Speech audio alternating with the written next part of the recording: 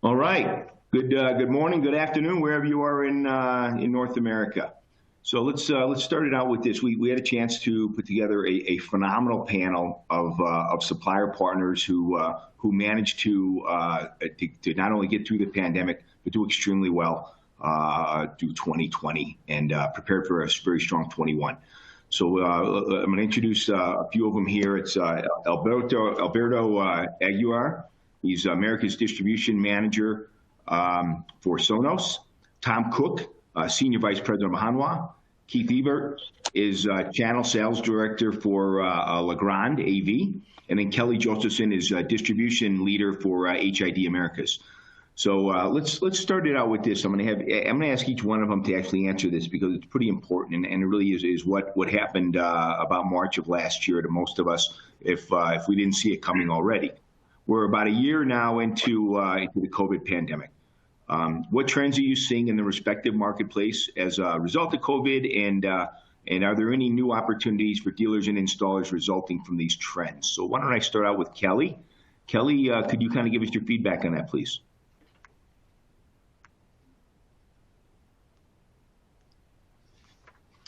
And we may be having a little bit of difficulty with Kelly, so I'm gonna move over to Keith and then come back to Kelly. Keith, if you could please answer that. Very good. I'm not having any technical difficulties, I hope. You can hear me okay? Perfect. Perfect. Good. Well, in the Legrand AV brands, we saw a definite delineation between what we would call commercial brands and residential brands. The residential space has exploded with work from home opportunities. In Luxul, specifically, demand outdid supply. We had a spectacular year, could have done even better if supply had been there. But we saw a lot in the networking space. People working from home came to realize, working from home, doing Zoom with their children, that their network was oftentimes not up to snuff, and sought out solutions to make it a better item. We saw the same thing across Legrand AV brands in Sonos with TV mounts as people upgraded their home theaters or their entertainment setups as they were home a lot. So we saw those trends. We expect them to continue going forward here in 2021. It makes sense, Keith. Thank you. Appreciate that. I want to wait 1 second on Tom. I want to bring Alberto on because you just talked about home technologies in that area. So I want to see if Alberto could speak to that from a Sonos viewpoint. Yeah, definitely. So being a wireless sound system, primarily focused at the home, definitely saw a lot of what was mentioned. So the shift to spending more time at home, working from home, people are investing in their homes in a big way, and home buying, renovations, remodels are up. So with that comes investments in, like was said, networking, sound for the home, and not just for music, but for TV, home theater, essentially, home entertainment. You think about how everyone's using Netflix. Theaters have shut down, so they're watching more, movies at home with the family. So, that's a big part of it. Plus, I think higher overall demand in our products because of voice control. We offer both Alexa and Google, and those can be pretty useful from working from home. So dealers, I think, should be considering the demand offering these solutions because there's definitely opportunity that we see there. So there's a number of integrations that we can tie in. So it's kind of, has been a good thing for us, not without its challenges, though. It makes sense. I can even tell from my home experience, we do a tremendous amount of streaming at the house, or the family does, and it's interesting to see the amount of content that comes through compared to where we were a year ago. Tom, how about yourself? Again, I want to thank you, John, and ADI. ADI is one of our best partners out there in the industry. We work on the commercial side. Hanwha TechWin, one of the largest providers of video solutions on the commercial side. In the beginning of COVID, what we saw was a lot of demand, a very quick interest in temperature cameras, masks, no masks, social distancing, ID, things that could provide commercial environments, reasons to limit who comes in where and what have you. So we had to pivot our product management around to offer these solutions. And we were lucky enough to have introduced AI cameras that had the ability to bring in these type of features other than temperature. During the end of the year, we released a temperature camera. So a lot has continued in that vein as we're still in this COVID type mode, that companies are asking us to provide capabilities via their existing video cameras or new video cameras to select these type of features that can allow them to operate in some type of capacity and meet the guidelines and safety rules of their departments. Very, very interesting, Tom. I'm with you. I think somewhere around the second half of the year, boy, we were measuring thermals and seeing thermals go out the door like crazy, and all the way through the end of the year. So a very exciting market that none of us would have anticipated in the January, February timeframe of last year. So it's been exciting, that part. And Kelly, were you able to get yourself organized there? Kelly? All right, well, we'll have to come back on Kelly. Tom, since you just finished, I'd like to walk into another subject here, and that's a little bit about, Kelly, is that you? Okay, a little bit about the shift towards the cloud. I know you're very familiar with this, some of the benefits and the features of cloud and the just on-premise video recording, if you kind of help us out there, please. Sure. It's funny. To all our listeners, you probably heard the word cloud for 10, 15 years. Apple did wonderful things of innovations throughout multiple industries. What they did wrong was they coined the term cloud. And I've always been, we've all been sketchy about the word cloud. Where does all this go? And part of that terminology really hurt the success of cloud systems across the board. The best way to explain it is it's off-premise versus on-premise. And I think a lot of people, if they understand that, is basically renting or leasing versus owning and having and maintaining. And that's really what it's about. The encryption and all the capabilities of what you need to do by bringing that service into a cloud environment is really all there. Everyone is offering that for many years. But the phenomena that happened because of COVID has exploded everyone into the thought process of using cloud or remote services instead of on-premise services, especially in video. So video has probably been the one area where cloud or off-premise has not been really a big and growing. And one of it is because of the bandwidth, of course, and how much video has to be taken or stored and things like that.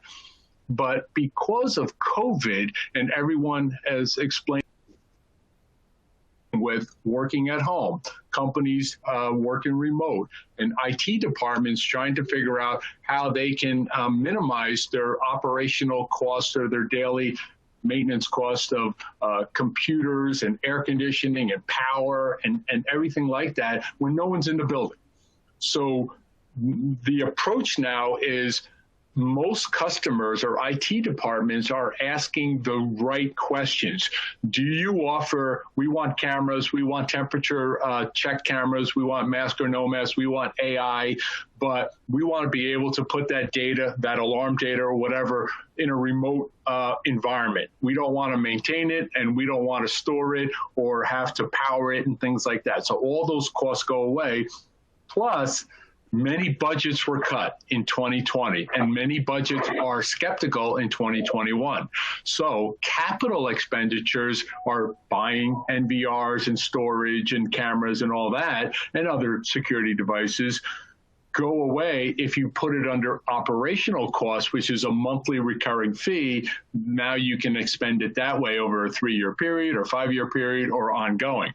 So now all of a sudden the off-premise products have become more desirable as we move to a remote environment. And again, I believe, and I think a lot of people are saying, when do we get back to normal? In business, I don't think we'll ever go back to where we were. I believe most companies had pivoted to a point that they can really work in a hybrid environment, whether or not half the company goes back, they rotate, but you will see people and companies working remote probably forever. And whether that's some type of hybrid, and every company will be different, I'm sure. But again, that lends itself to be more on-premise environment. So I think really what we'll see is the cloud, and let's get rid of that terminology, but basically we're probably stuck with it. But you will see more and more, and I think integrators and dealers should pivot their companies to offer that as a service in addition to all your other services that you do now. Yeah, I appreciate that, Tom. I think that's something that we could really use in probably even one of our Expo series. In one of the training tracks is probably around the operational cost and helping dealers and integrators understand what the business looks like there and how they can tie themselves to some kind of reoccurring revenue model, especially if they're not making it on the hardware on the front end. So I think that there's some piece and some value there that you guys could be of a real service, and we should probably have that kind of dialogue later on. So, and it really helped the industry out as a whole as we navigate that. So that being said, a little bit more just remote management. It kind of takes us into a little bit that goes on there. So how can the dealer or installer profit from remote management? So I don't think Kelly made it back yet. So I'm going to ask Keith Ebert to kind of talk to that channel sales director for Legrand and just help us out. Keith? Very good. Thank you, John. Yeah, on the Luxul side of things, we got into remote management a few years ago by integrating a product called Domotes into our environment. Great product. Very successful. As we went along, though, we got more and more requests for a remote management piece that didn't have that monthly fee attached to it on the dealer side of things. So during the course of the last year, we've developed a product called ProWatch. Both are still available to run on their devices. ProWatch has been launched in the last few months. I think if you're not doing remote management, you're doing yourself a disservice. I think of even the services that I've had during COVID, where service providers wanted to come to one's house and they had to make a big deal out of wearing masks and all the things that went on with that to come to somebody's house. Whereas remote management gives you the opportunity to service someone's system and install without physically having to set foot in their house. The value add to me is gigantic in not just the revenue opportunity of it, but the labor saving opportunity of it. So even if one did not want to charge for it, their end user, they save a truck roll. I live in suburban Philadelphia. There's somebody here from North Jersey. If you live in a big metropolitan area, the cost of starting a truck and running a truck is enormous. Even if you don't necessarily realize it at first. So the cost-saving opportunity to avoid that truck roll is gigantic. I've also seen a number of dealers who do recurring revenue for, say, security systems, who put in line item on their contracts now that mention network management. Careful of how detailed you want to go into that, but they put $8, $10 a month down, and they remotely get alerts and management of network, do firmware update, the ability to reboot ports if you're a camera guy and has ever driven an hour in traffic to unplug an Ethernet cable and plug it back in. Eliminating that waste of time is quite valuable. So we see it as a huge trend. We've had enormous demand for it over the last, 3 to 4 years, and we see that continuing with the ProWatch being a free embedded item on the Luxul side of things. So pretty exciting piece for dealers to leverage. I like that, Keith. Yeah. So Domotes, I guess that's a Legrand term. Is that accurate? No, Domotes is actually a product. So if anybody's used the networking product called Thing, or Network Mapper called Thing, same company. We did an agreement with Domotes and have embedded it into our products. A couple of years ago, ADI sold a little box that went on a network that was a Domotes Luxul box. So Domot's is actually the product, but it's a third-party product that's embedded on our routers. ProWatch is our product directly. And ProWatch is free. Domot's has a monthly charge to the dealer to service a network. Got it. And if ADI sells it, then it must be good, Keith. So thank you very much. Okay. Tom, how about yourself? What can you tell us about remote management? Remote management is an absolute necessity when it comes to video servicing.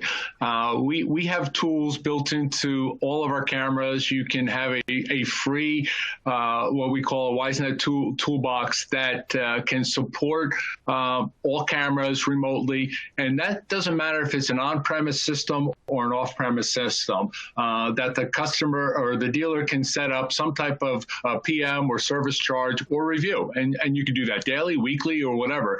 And things you could do on that is, one, you can reset all your cameras at any time. You can change features, functions completely. You can optimize the cameras for bandwidth, motion detection, all the features that are built into the camera, all done remotely. So offering that and working with a Hanwha person to basically talk about what feature sets you can change, which is literally everything, remotely, and offering that as a service back to the customer. On top of that, if you go back to your cloud solution, operational costs, when we think about how to sell this product and teaching our install base how to sell, and I know these guys know how to sell systems, and they go out and they give a quote and things like that. But think about operational costs. If you sold a camera license for $150, just as use an example, you can offer that as a cloud operational cost at $15 for 10 months or $10 for 15 months, depending on, what the tolerance of the customer would be. Now, typically, you want to get your money back because you're going to buy that from the manufacturer through ADI at 100 or cost, and then you want to bring that back in 10 months, let's say. You'll recoup your money in 10 months if you charge $15 easily or double it, or at least if you want to expand that out, $10 for 15 months for a week's recording or whatever. So that's really where you're going to make your money, because you're going to start that customer, you're going to have them, you're going to be using it, whether or not you need to go there monthly, quarterly, whatever. But basically, where you make your big money is that recurring revenue. And that's really what you want to push for. You're giving them the exact same product, but you're just offering it a different way. And I think that's really what we want to focus on in the future for our dealers. Yeah, I think, Tom, we want to consider the managed services inside of our Expo series and inside of our training and our locations. I think that's something that we should be adding again in our training track around just from a business aspect of how dealers and integrators can put this together to financially make sense for their business and their recurring model. So very logical. Thank you. I guess the next one, gang, is both residential AV and networking have been kind of growing, going toward a trend of DIY. Is this a boon, or is this a threat to the installer? So why don't we start out with Alberto, and then we can take it over to Keith. Yeah, sure. Thank you. Definitely a good question. Probably one I've been dealing with my entire time at Sonos. Frankly, like everything, there's pros and cons, but I think on the whole, I see it as a boon. I think it's clearly creating an overall boost in demand, and it's actually unlocking kind of that middle and entry level market, which is huge, frankly. So I think that it's a task, though, for dealers to figure out how to fit that in their business model. I think you can clearly build that in and do some of the things like recurring revenue that were just mentioned. But, it's an opportunity to sell homeowners and really show why, professional install is a huge value add. We've probably heard the term before, but there's a do-it-for-me market out there that's being really established, tons of opportunity. So, I think it's a positive thing, and I'm actually curious to hear what Keith from the networking side has to say about it. Yeah, so you're seeing expansion opportunities of more people adopting the services, and then at the same time you're seeing the possibility of people maybe wanting to do it themselves and then figuring out that they might be better off for some individuals to get a hold of a pro. Okay. Yeah, I think it's definitely, it's squeezed some margins for sure, but I think overall there's a bigger opportunity, and it's just positioning yourself as a dealer and installer to capture that. The same way that, we can wash our own cars and cut our own grass, it doesn't make sense to all the time. Well said. Well said. And Keith, how about yourself? Well, if any of you have seen me or been at an expo where I did a seminar, you would have seen me put up a screen that said DIY or DIFY, do it for you. So we were mostly talking about TV mounts at that point in time. However, it applies across the board. I would encourage every dealer installer on this webinar to value your expertise, because I think, having been around it for, about 20 years, that you all don't give yourselves enough credit. I'm reminded of this personally all the time when friends and family call me up seeking my advice on things, and I don't have the expertise that most of you have by any stretch. So it points out to me that people do want that expertise. They do need that expertise. And as was mentioned a little earlier, even though someone might be capable of doing it, do they want to spend their weekend doing it? And for most folks, the answer is no. And you provide a really valuable service, can do it much easier, do it much better. This is a friend who asked me for some television advice. I encouraged him to use the dealer. He did. He called me up later and said, well, I can't believe how much better this is. I'm actually getting the picture I thought I was paying for now.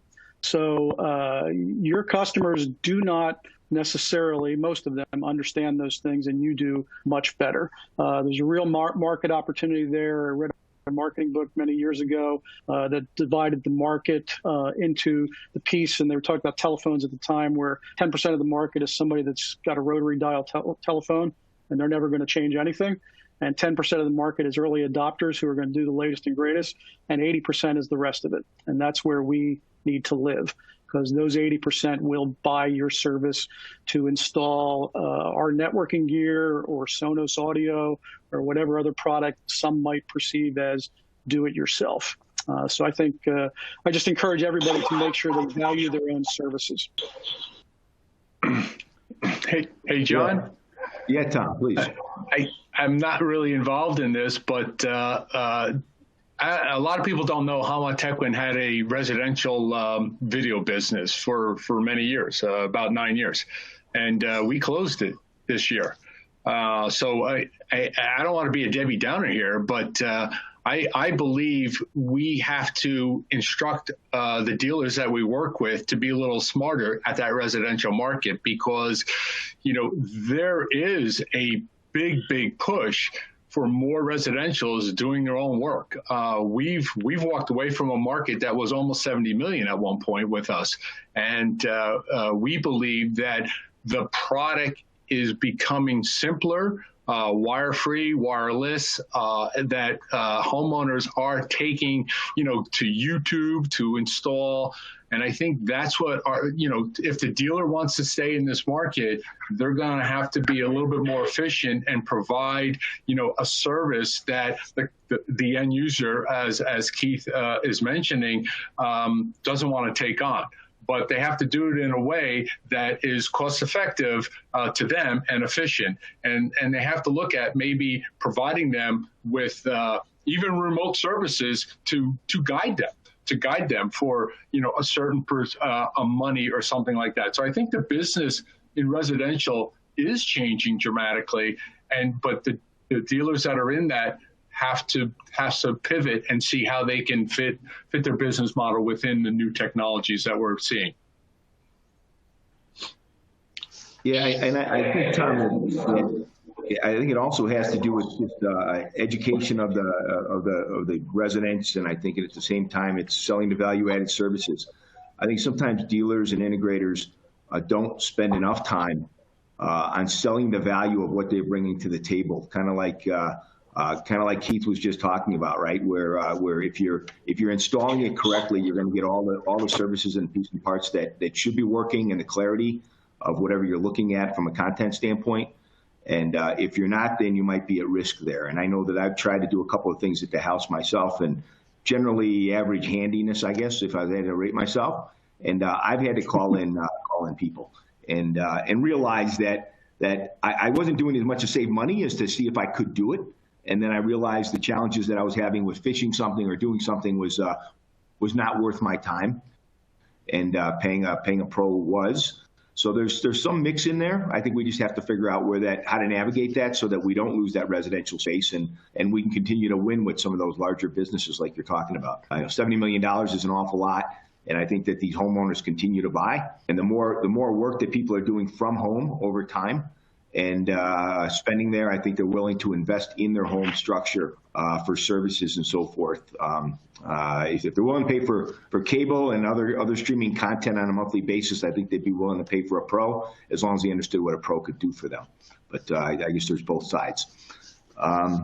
Let me take it over to a mesh network. Everyone has a network, of course, I'm sure, in their house and so forth. And I think that this is interesting from some of the devices that were out there in the past. Mesh network technology has gotten more advanced in recent years.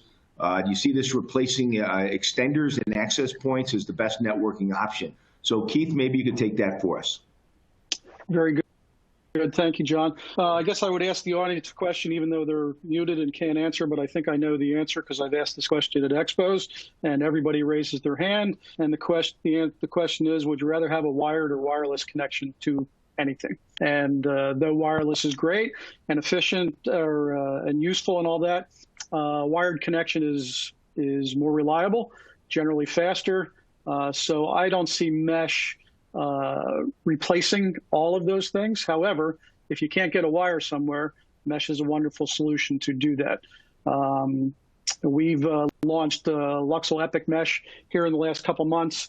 It's doing extremely well at ADI, but we're also still selling a huge amount of our traditional access points that we've sold at ADI for a number of years, and they are selling in huge numbers.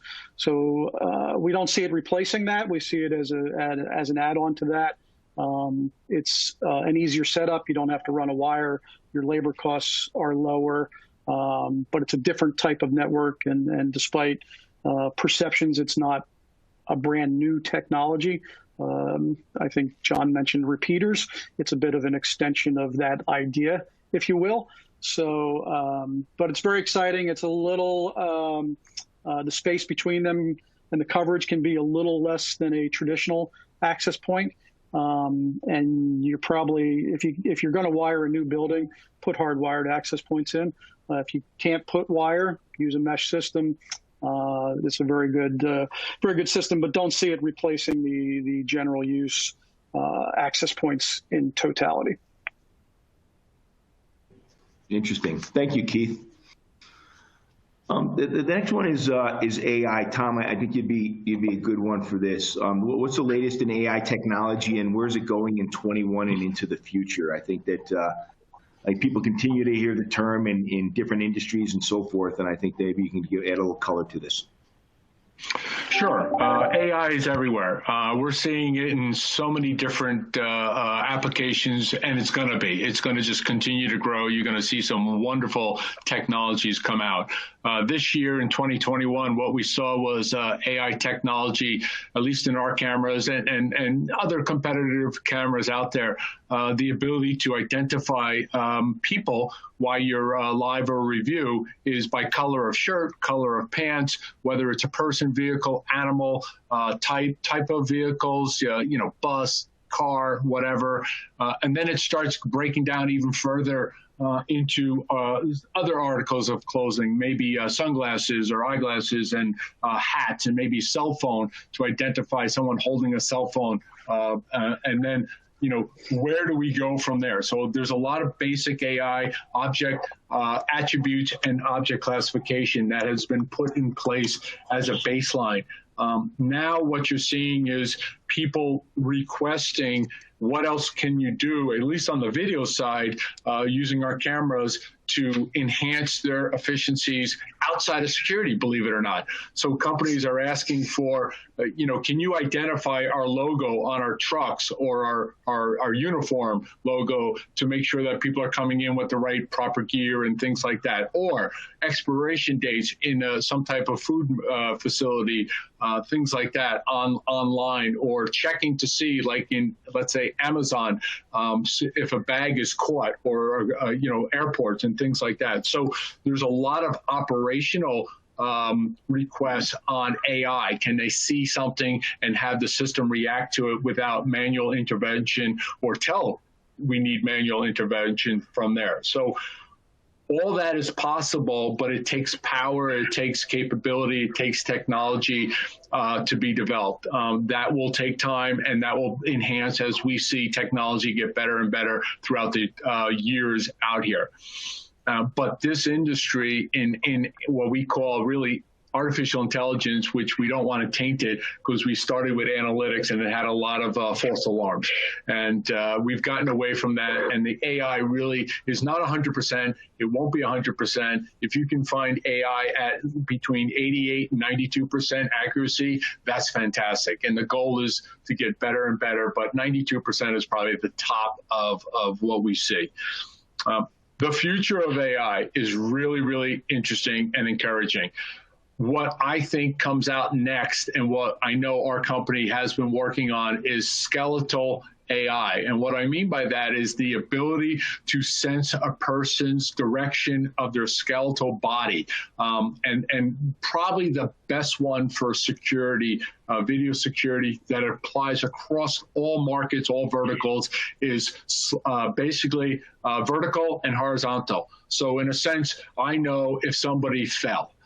They were in a vertical position. They really shouldn't be in a horizontal position in my building, whether that's a shopping market, a grocery store type like that, office building, sidewalk, anything like that. So the ability to note a skeletal position is critical, and that technology is the base of, take that a step further, which would be, if the skeletal becomes aggressive, or two skeletons come close to each other in way. One, you could do social distancing. Two, you could say that person got too aggressive, or approached that person and touched, or something like that. Now, there could be a lot of false alarms, people hugging and things like that. But again, you could look at it as, maybe that's in a prison, maybe that's in a schoolyard, maybe that's in a cafeteria, things like that they're looking at, and they're having problems. And this is a way to identify and create alarms or recordings and things like that.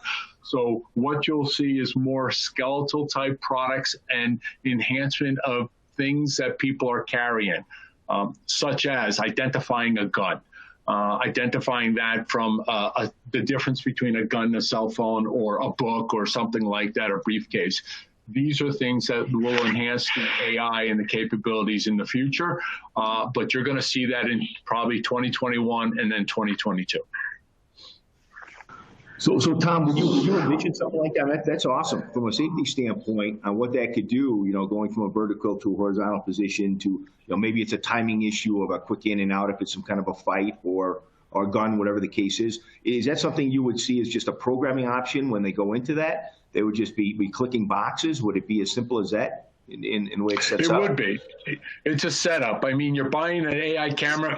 Right now, a lot of the AI cameras we offer at 4K, but they're going to be offered in 2, 4, 6 meg, and 4K in 2021. So there'll be a whole line of aspects of what you can pick and choose from, and it's kind of like a menu, depending on what you're going to pay for, and you will have that ability in there. And it'll be checking a box. Do I want to check for guns? And then when you go to search, you can say, okay, I just want to search for all guns off that camera. You could trigger it on a rules engine, say, listen, if you see a gun, do this, alert, text me, email me, or whatever. Or you could say, I want to search on any time I saw a gun. Again, it could be a courthouse where you see a lot of guns. And you might say, I want to see a gun outside of a blue jersey, which could be the uniforms. So you want to displace them and kind of, get them out of the search. So there's a lot of new features that we're going to be able to provide the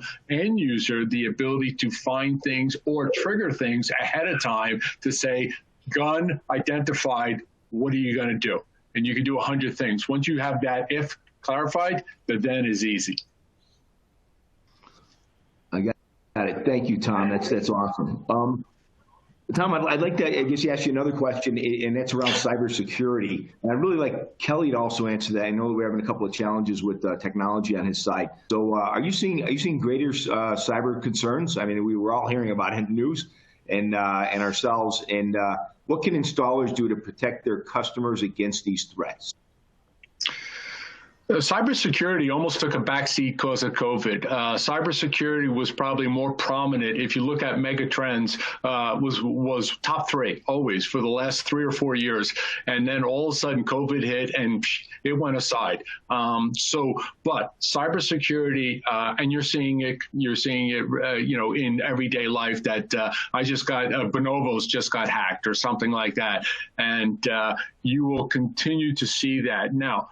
What I suggest to a dealer and what we suggest from Hanwha Techwin, we take it very seriously. We are part of a defense company. We're one of the 8th largest defense companies in the world. And because of that, we have so many restrictions, and we build our own products for our cameras. Our chips are our own chips, one of few manufacturers in our industry that develop their own SoCs, and they have built-in top-notch cybersecurity, where we are certified in UL and UL CAP, which is Cyber Assurance Program, which is a new program that UL offers above and beyond just UL.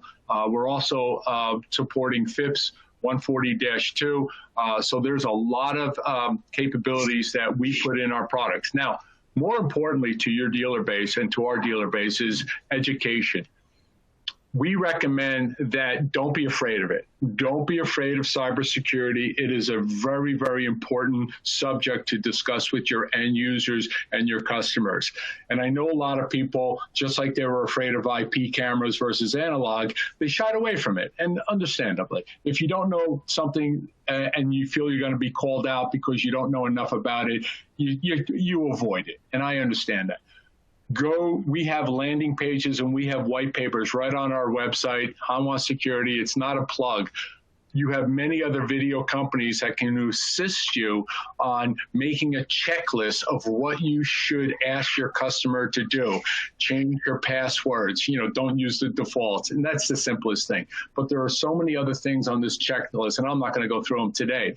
But please go. There's a white paper right on our website. You can click on a tab of cybersecurity. You can get a lot of information. You can talk to our team. There are courses out there on what to tell your customer to do for cyber. And you should become or bring in someone in your company that has that IT capability that can talk about cyber a bit more than just the installation of product. It's very, very important. All the products, access control, alarms, audio, video is all IP. It's all an avenue into someone's network. So we have to be careful, if we're installing this, that we need to have them understand they have to protect themselves. It makes a lot of sense. We need to smile with each other about cyber. It's, that way we're prepared, our customers are prepared, and we protect ourselves. The next question here is for Alberto. We're starting to see the security and AV worlds converging, with customers not only ready but actively looking for complete home solutions. So that being said, and this really plays to the CE space when we look at CEDIA and so forth, how can AV installers participate in the growth of smart home? What's your thought process? Yeah, I mean, it goes back to kind of the demand thing I was talking about. So there's a Parks Associates survey that said about 63% of homeowners plan on installing smart home devices over the next 12 months, compared to 40% for broadband. So the idea here is that there's a definite want from customers, the demand. The question is, how do we service it? So, for AV dealers, I think it's showing that, smart home is important. It's an important trend. Security is probably a bigger market. So I think just taking the approach of selling complete solutions, for example, Sonos integrates with partners like LutronAlarm.com, or Brilliant even, so focusing on solutions and packages, I think, to create a great experience, that's going to highlight the value of the installer. If it's an AV dealer, that's looking for opportunities, maybe partnering with a security firm that isn't really interested in expanding into AV right now, to kind of share leads and that kind of thing, or using, technology like Google to find customers and get leads. I think that's really,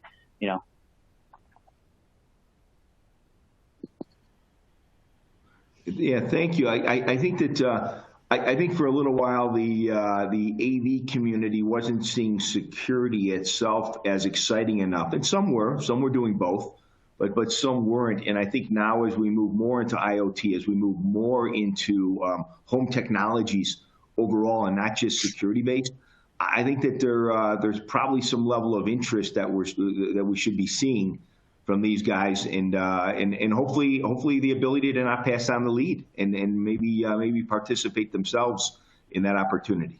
So yeah, that's an ideal case. I mean, the point is, if you can increase your value as an installer by offering a solution, not just a simple product, then again, no matter if it's a do-it-yourself or not, you're creating a value to your customer, and the sum of those parts are going to be worth more, right? A functioning smart home system. That's, even for the do-it-yourselfers, that's something that might be out of reach for them. So as far as setup and that. Yeah, so and to that, let me just kind of, and we may kind of cover it, I just want to make sure, some data out there suggests that COVID-19 has fueled spending on home entertainment. I mean, I've seen it at my house. There's no doubt about it, with the kids running around and all the money they want to spend on everything. It gets to be a little crazy. And maybe because they can't go to live concerts, they can't go see things out there, so they want the entertainment in the house, them and their friends. So with people spending more time at home, so how do you think that dealers and installers in the residential AV market can take advantage of this? And preferably now, as we're in 21, we're still going through this pandemic, and still months out before we can get some level of resolution. How can they take advantage of it now? How can they make something happen? I guess actually it probably ties back to the question we just had, which is, think about solutions, packages, know that the customer demand is out there. It's just, how do you connect yourself to it? And like I said, it could be just finding a way to get more leads, putting yourself as a business out there in terms of, like I said, Google AdWords, if someone searches smart home install or anything like that, they're going to be directed to you. And then as far as the package and solutions, think about the different technologies, the ones you want to align yourself with, and you think you can offer, and create some good, better, best packages. I think you're much more likely to drive that overall install value or cost up if you're offering them a 2-bedroom or a 2-room package. One is a soundbar in the living room and a speaker in the office. I think even outdoor spaces now are going to be an opportunity. So just thinking about it that way, our sales are up. There's proof that this is happening. So how does a dealer attach themselves or line themselves up with that demand? I think there's a couple ways to do it. Thank you. Yeah, I guess to the dealers, installers, and even any other supplier partners that might be listening, if there's any training that you would like to have, or any training that you would like to give, whatever the case is, inside of our facilities, we do have in every one of our 110 branch locations a training room that's open, and some can handle up to 60 people. Maybe in today's environment, we'll skinny that down, of course, right, to a more realistic number. But we can come up with some level of trainings for the customer base if there's something out there that you feel you can provide or you would like to receive as dealers integrators. And we'd of course be more than happy to do live events, either live events or virtual, whatever seems to make the most sense. Safely. Hey, John. All safe. Yes. I thought I'd weigh in. I've used your training rooms any number of times in many of your facilities, and they're a great environment for those kind of things. But I did want to point out to the dealer base, I can't speak for all the suppliers, but specifically on the Luxul side, if someone is new to networking, we have training online, webinars that can be viewed at any time or downloaded as PowerPoints on everything from the basics of networking through to pretty advanced layer 3 switch kind of pieces. So just wanted to point that out. It's now in the Legrand AV website, which Luxul ported over into during the last year. And if anybody needs specific web address. I think you can get my email as well. So, awesome. Thank you, Keith. So I'd ask the three panelists here, and maybe just give a few minutes each on just kind of any new products, solutions that you can tell us about that you plan on coming out with in 21. Something that the dealers integrators could get their arms around as far as their business model goes, so that they can take it to the marketplace. Anything that might be addressing any problems or any technology opportunities overall. So please, Keith, would you like to go first? Sure. I like to point out what we see, that just so everyone's aware of it.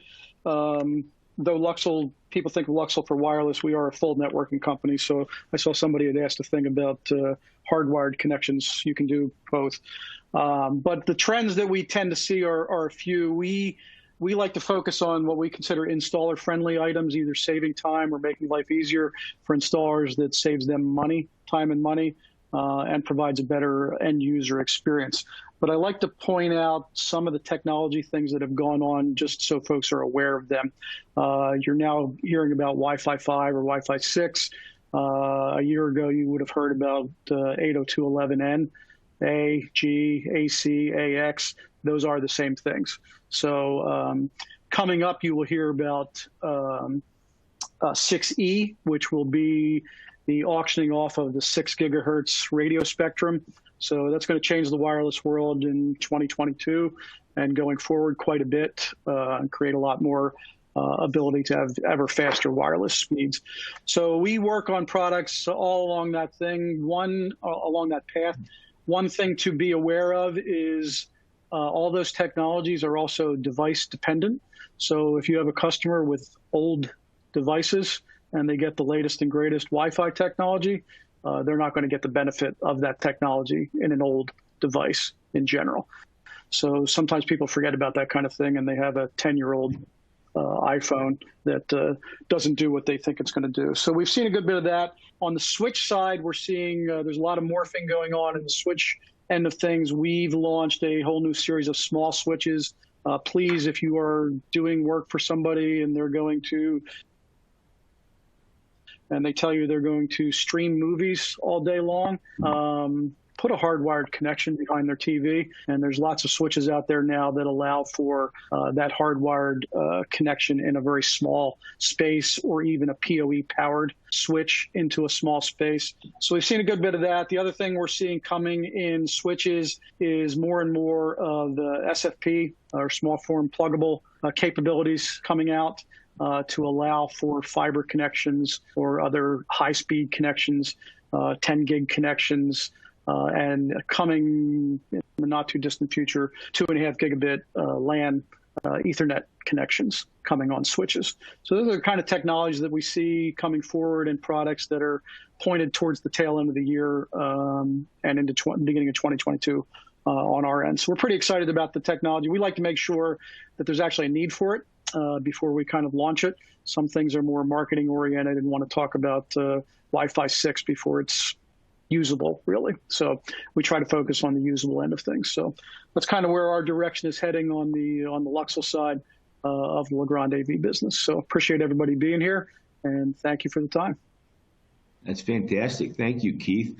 Alberto, how about yourself? What can you tell us in regards to Sonos and future state here? Oh man, I kind of have a love-hate relationship with this question. So we don't share a lot of information about new products, but I assure you there's some really cool stuff coming out this year. We've also been upping the rate of the new products that we've been releasing. But it's worth calling out that the Arc, our brand new soundbar, considered one of the best in the industry, actually replacing the world's best-selling soundbar of all time, Playbar. We've had inventory issues, so it hasn't really come to market yet in my eyes, but that's available to place an order at ADI. But then there's also some software changes, some platform changes. We actually launched a new app called S2, really a redesign, makes it quicker, snappier, and builds a lot of features in and capability for people out there. So I would say keep an eye out for that. And yeah, I think similar to Luxul, there's training opportunities, webinars that can get you up to snuff on that. So thanks, of course, for the questions and everybody being here. Really, really cool, really interesting. Okay, new soundbar S2, and you're going to do something that's going to knock our socks off, but we're not allowed to know about it. All right. I told you I'd have to kill you. So. Thank you very much.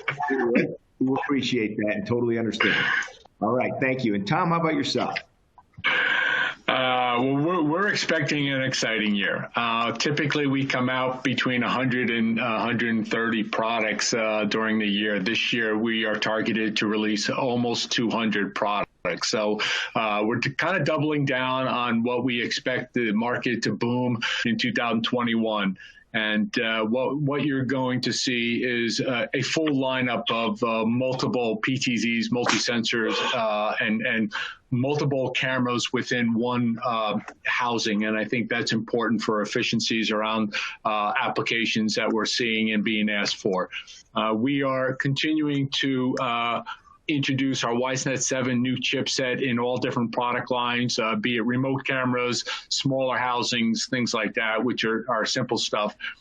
But you will see an offering in the cloud environment, off-premise environment, that we will be one of the few companies that will sell that offering through distribution. So I'm sure, John, that makes you happy, because a lot of companies kind of eliminate distribution from that. And I think is very important.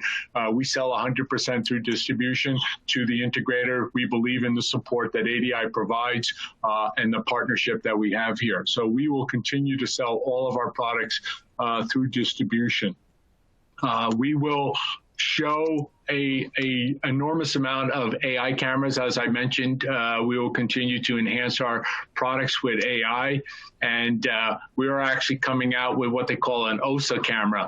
OSA is a partnership between companies like Bosch and Vivitech, ourselves, and a couple others that made a Android-based camera.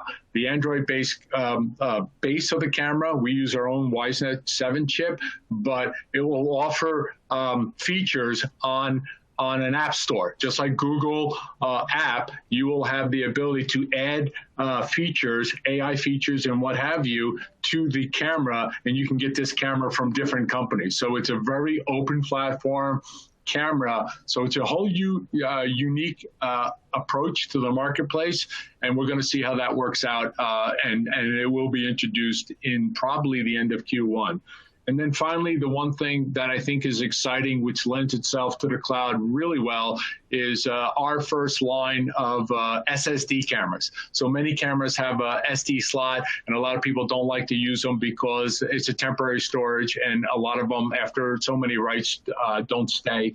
But a solid state device will be built into our cameras moving forward, and that will be set up for remote edge power and remote, power from a standpoint of processing power, but more importantly, saving data at the camera and then bringing it to a cloud or off-premise when you need it, or alarm. And then having multiple cameras kind of use each other. So if you rip a camera off the wall, it might be rated or striped over multiple cameras to memory. So pretty cool concepts coming out, and technology that we're seeing, which is a normal process. The camera is getting smarter and smarter at the edge. And we're adding that solid state device, which is really going to help us do a lot more things in the future. Thank you, Tom. I think I got stuck at like 200 new products that you're introducing. Okay. It's actually a challenge. It will be a challenge for us to be trained, all the training, all the education, things like that. But boy, I got to tell you, this company, Hanwha, is really invested in the security division. Very exciting to be here. I miss the events annually, so look forward to those in the future. Hopefully, yes. Yes. Thank you for the time. I'd like to, in closing, I'm going to hand it over to Jamie for a couple of things.